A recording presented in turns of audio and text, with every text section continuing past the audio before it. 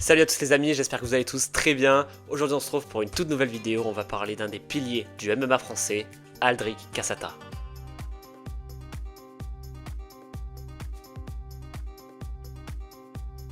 Lorsqu'il découvre les arts martiaux mixtes au début des années 2000, notamment grâce aux premières vidéos de l'UFC, Aldric se tourne d'abord vers le karaté Kempo, qui lui permet de travailler le pied-point autant qu'une partie de combat au sol. A l'époque, le MMA est à des années-lumière d'être aussi populaire qu'il ne l'est aujourd'hui dans l'Hexagone, et il faut alors jouer des coudes pour se bâtir un réseau et une carrière. Son premier combat de MMA professionnel aura lieu en 2005, et Aldric disputera par la suite une vingtaine de combats. Il se décrit d'ailleurs à cette époque comme pas foutu d'appliquer un game plan et plutôt agressif. Après de nombreuses escales au Japon, au Brésil ainsi qu'aux États-Unis, Aldric revient en France en 2010 et décide de se lancer dans la création d'un club de MMA. Si le sud de la France est plutôt mal desservi en termes d'infrastructure, Aldric Cassata a construit à Nice le Boxing Squad, rapidement devenu le plus gros club fer de lance du MMA dans le sud de la France, avec le Marseille Fight Club et la Bonne École à Montpellier, ayant notamment vu émerger Manon Fiorot, probable future première championne UFC française, Virgila Hogan, champion actuel des poids moyens de l'ARES, Axel Sola, champion actuel des poids légers de l'ARES, Sofiane Bouchikou, qui est un contender au titre des poids lourds aussi à l'ARES, Ilyes Diroun, qui est aux portes de la ceinture Featherweight d'ARES, ou encore Baris Adigouzel, champion des poids coqs d'Hexagone MMA. Il y a un an, au micro de l'émission Fighter Club sur RMC Sport Combat, Aldric Cassata a expliqué que son rôle de coach était basé sur un investissement de tout instant, dans la carrière des combattants qu'il accepte de prendre sous son aile. Comme je disais, chacun son truc. Moi, je suis sur le tapis toute la journée. Quand je ne sais pas pour m'entraîner, c'est pour coacher mes gars, c'est pour préparer les séances. Et si je suis à la maison, je regarde des combats. Donc, je pense que c'est beaucoup de travail. Mais moi, j'aime ça. À la base, c'est une passion, le MMA. C'est viable. Une passion et un investissement qui ont porté leurs fruits, Manon Fiorot, qu'Aldric entraîne depuis ses débuts en MMA, n'a jamais été aussi proche de devenir la première combattante française à ravir un titre de championne UFC. Virgila Hogan et Axel Sola furent créés de toutes pièces par Cassata depuis leur premier pas en MMA. De plus, le Boxing Squad est en plein essor.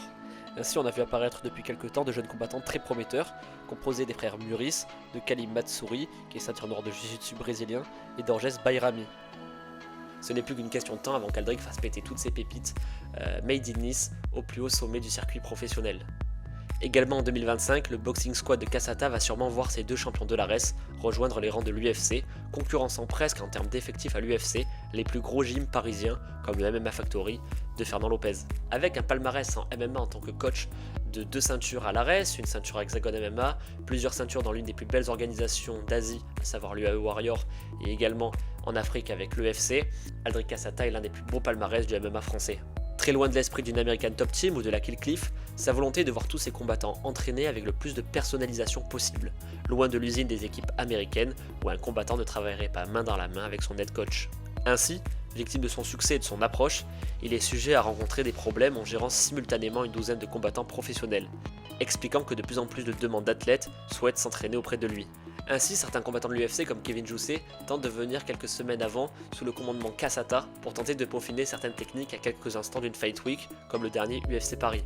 Bon, une fois qu'on a fait le tour de tout ce qui concerne le personnage Cassata et du Boxing Squad, maintenant on va s'intéresser à l'approche tactique d'Aldric. Tout d'abord, pour réaliser le game plan parfait selon Cassata, on va partir du principe qu'on est large en termes de planning, qu'on n'est pas dans un short notice de 1 à 2 semaines et qu'on a vraiment le temps de travailler les choses en profondeur. Donc voici le game plan selon Cassata. La première partie, c'est l'évaluation du rythme de l'adversaire. Dans un premier temps, ça va être le visionnage des 2 derniers combats de l'adversaire en coupant les commentaires pour ne pas être influencé.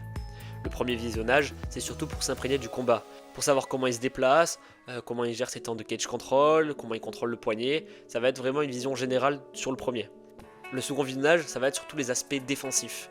Et dans un troisième temps, le troisième visionnage, ce sera la prise de note de toutes les failles et les erreurs, les avantages tactico-physiques de l'adversaire. Par exemple, un exemple de note que peut avoir Aldric, ça va être la création de camemberts sur différents patterns, avec des stats sur les techniques et les enchaînements utilisés pour des takedowns, les impacts d'une baisse de régime sur l'aspect pied-point, les techniques utilisées pour économiser de l'énergie et la baisse de la propreté des coups échangés.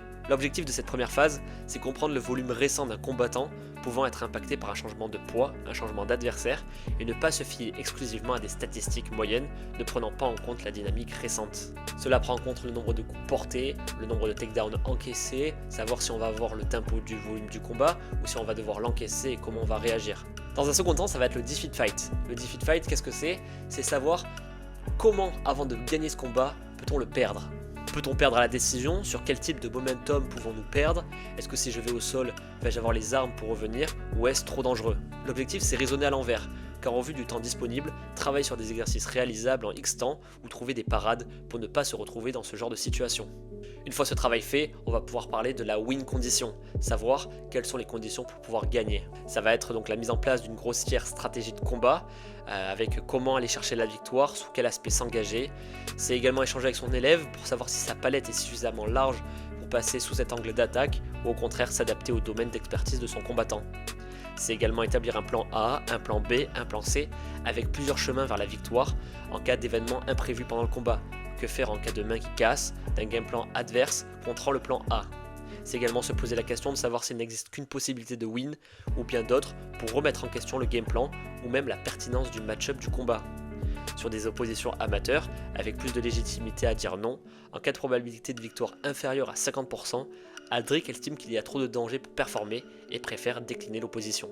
Ensuite, dans un quatrième temps, ça va être la vision inversée, c'est-à-dire qu'on va regarder le combat, on va faire toutes les étapes précédentes, mais cette fois-ci sous le regard de l'entraîneur adverse, comment il verrait notre combattant.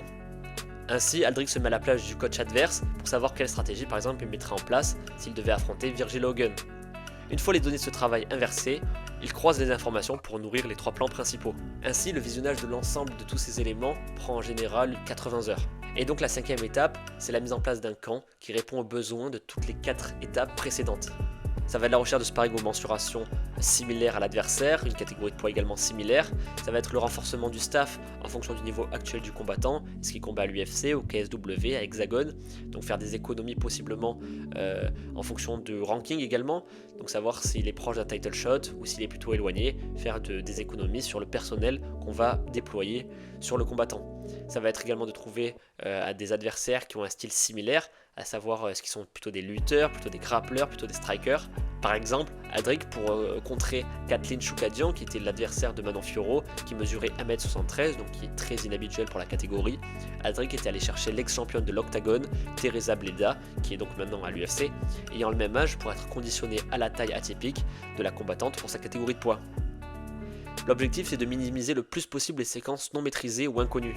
C'est laisser le moins de temps possible au doute et au questionnement. C'est tout ça qu'on va préparer en amont de la conception du camp. Si le combattant va se poser des questions avant le combat et pendant le combat, c'est que le game plan est mal préparé, pas adapté, et que toutes les étapes faites avant sont obsolètes. Tous les disciples de Kasata sont élogiés envers son travail. Dans une interview d'après-combat, Virgil Hogan expliquait qu'il avait réussi à prendre la ceinture grâce au travail réalisé par Aldric. Kasata est une référence quand il s'agit de parler de MMA français. Il sera sans nul doute le premier coach à ramener la première ceinture UFC en France, au pays avec une athlète française.